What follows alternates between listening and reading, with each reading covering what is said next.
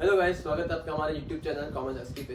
मैं हूं आपका बिजनेस टीचर हार्दिक और आज हम स्टार्ट करने वाले हैं class 12 business studies sector number 6 staffing का पार्ट 3। तो इससे पहले के जो वीडियोस थे पार्ट 1 और पार्ट 2 और उससे पहले के चैप्टर्स के जो वीडियोस थे उन सबका लिंक मैंने डिस्क्रिप्शन में ऑलरेडी मेंशन कर दिया। तो अगर आपने वो चीज़ें नहीं देखी हैं तो प्लीज़ आपको चेकआउट कर लीजिएगा। चलिए स्टार्ट करते हैं। तो स्टार्ट करने से पहले हम पहले चैप्टर का रिविजन करते हैं। हमने पार्ट 1 में पढ़ा स्टाफिंग क्या होती है, ठीक है। स्टाफिंग के इंपॉर्टेंस क्या होती है, प्रोसेस क्या होते हैं। प्रोसेस के दो स्टेप थे, जैसे फॉर एग्जांपल रिक्रूटमेंट और सिलेक्शन, ठीक है। रिक्रूटमेंट का मतलब क्या होता है कि ज़्यादा से ज़्यादा लोग कंपनी में अप्लाई करें। इसके दो टाइप्स होते हैं, इंटरनल और एक्सटर्नल। इंटरनल का मतलब क्या होता है कि कंपनी के अंदर से ही लोगों को हम रिक्रूट कर रहे हैं, ठीक है। क्या होता है इसका मतलब होता है कि कंपनी के अंदर से ही हम लोगों को रिक्रूट कर रहे हैं। और एक्सटर्नल का मतलब क्या हो जाता है कि बाहर के लोगों को हम बुला रहे हैं ताकि कंपनी में और अप्लाई कर सकें, ठीक है। अब हम बात करते हैं सिलेक्शन की। ये एक नेगेटिव प्रोसेस होता है बच्चों। क्यों?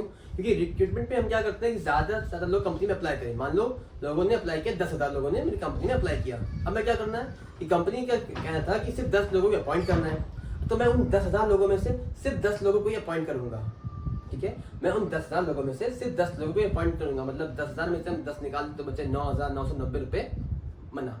उनको डायरेक्टली मना कर देना कि नहीं भैया, अब आपको हमारे यहाँ कंपनी में हमारी कंपनी को आपकी ज़रूरत नहीं है। तो ये हमारा एक नेगेटिव प्रोसेस हो जाता है, ठीक है। Selection aspects of staffing refers to the main points considered while choosing the right candidate for a right job, ठीक है। स्टाफिंग सिलेक्शन का मतलब क्या होता है कि हम सही इंसान को चूज करना है। जितने लोगों ने अप्लाई किया था उन सब में से हमें सिर्फ एक पर्टिकुलर जितने भी उन सब कैंडिडेट्स हैं, सिर्फ सुटेबल कैंडिडेट्स हैं, सिर्फ उनको ही सिलेक्ट करना है हमें, ठीक है। अब इसका कुछ प्रोसेस होता है। बेटा मैंने पार्ट पढ़ने में बताया था कि जो प्रोसेस होता है उसको series by series step by step follow करना होता है। कोई भी स्टेप्स ऊपर नीचे नहीं होना चाहिए। पहला है प्रीलिमिनरी स्क्रीनिंग। पहला स्टेप क्या है? Preliminary screening. Initial short listing based on applications and resumes. जो 10,000 लोगों ने अप्लाई किया था उन सबको मैंने रिज्यूम्स और उनके जो भी पर्टिकुलर क्वालिफिकेशंस है उनके बेसिस पे मैंने सिलेक्ट किया, ठीक है। स्टेप 2 में क्या हुआ? अब test conducted to access skills, aptitude, intelligence, personality, etc. Examples: aptitude test, trait test, personality test, etc. अब बेटा जो मैंने जिस स्किल्स के बेसिस पे लोगों को मैंने सिलेक्ट करना है उस चीज़ का मैंने टेस्ट रख लिया, ठीक है। मान लो कि मेरे स्कूल है, यहाँ पे पीजीटी कॉमर्स की वैकेंसी है। लोगों ने अप्लाई, 10,000 लोगों ने 20 लोगों ने अप्लाई किया, ठीक है। पहला स्टेप क्या था हमारा? प्रीलिमिनरी स्क्रीनिंग था। मैंने उनको सीवी के बेसिस पे, मतलब मैंने चेक किया कि कौन से एम्प्लॉय के पास क्या क्वालिफिकेशंस हैं और कितना एक्सपीरियंस है, चेक किया। उसमें 30 लोगों में से मैंने 25 लोगों को सिलेक्ट करा।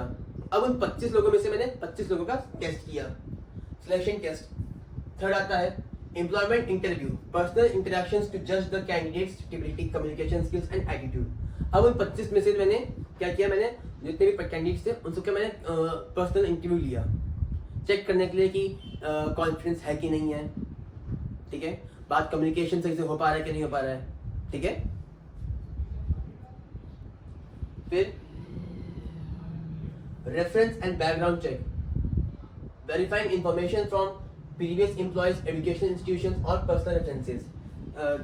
लोगों ने जो अप्लाई किया कंपनी ने, मैं जहाँ पर एक्सपीरियंस वगैरह है तो जहाँ पर पहले काम करते हैं वहाँ पे चेक करा कि एम्प्लॉय ने सही से काम करा था कि नहीं करा था, कुछ कॉन्ट्रडिक्शंस नहीं थे, कोई भी केस वेस नहीं था उस पर कि नहीं था। या हो सकता है कि जिसके रेफरेंस से आया मैंने उस एम्प्लॉय से बात कर ली कि जिस इंसान को तुम अपने रेफरेंस में ला रहे हो वो सही से काम करेगा कि नहीं करेगा, बेनिफिट होगा मुझे कंपनी को कि नहीं होगा। Medical examination, final selection. Medical examination बेटा उसकी हेल्थ और मेंटल की जो भी होता है उसको हम चेक कर लेते हैं, ठीक है, कि इसको कोई बीमारी नहीं है, वो फिजिकली फिट है कि नहीं है, मेंटली फिट है कि नहीं है। Final selection decision, the most stable candidate is chosen. अब इन सब अग्नि परीक्षाओं के बाद हम अपने कैंडिडेट को चूज करते हैं। लास्ट में हमारा आता है job offer and appointment letter. और जब हमारा वो है एम्प्लॉय उसको सिलेक्ट कर लिया तो हम उसको जॉब ऑफर, जो अपॉइंटमेंट जो भी है उसको सिलेक्ट कर लेते हैं, उसको प्रोवाइड कर देते हैं।